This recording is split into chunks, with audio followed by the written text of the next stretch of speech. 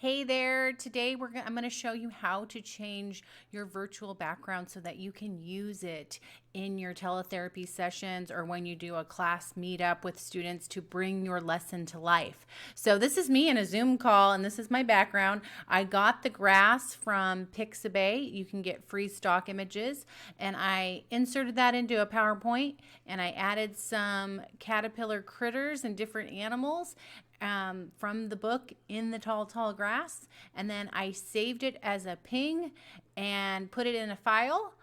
And now that I'm in a Zoom meeting, I added it to my different virtual backgrounds so that I could easily switch these out. So after I read the book with the students, I gave these same virtual backgrounds to myself and to the other special ed teachers. So we all kind of had them and we all took turns changing our backgrounds. And so to create engagement, I went and did stop video. And so that's my son's background. So stop video so they can't see you. And then I said, oh, what do you think is in my tall grass? I don't know. So then I went to choose virtual backgrounds, and because I had them already saved, I can quickly change it out. And then I say, are you guys ready to see what's in my tall grass? And you can do a fill in the blank, like ready, set, and see if the kids will say go. And then turn it. Oh, there's bees. Bzz. Oh no, it stung me. So you can even touch them. You can go underneath them and say, oh, what's over my head? Oh my gosh. Okay. So that's really cool. So here's how you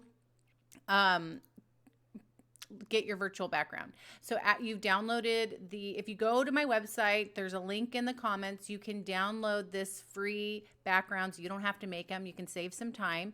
Once you have the ping images on your computer, you're going to come, sorry, let me go back here. You're going to come to the stop video. There's like this little arrow. You're going to click it.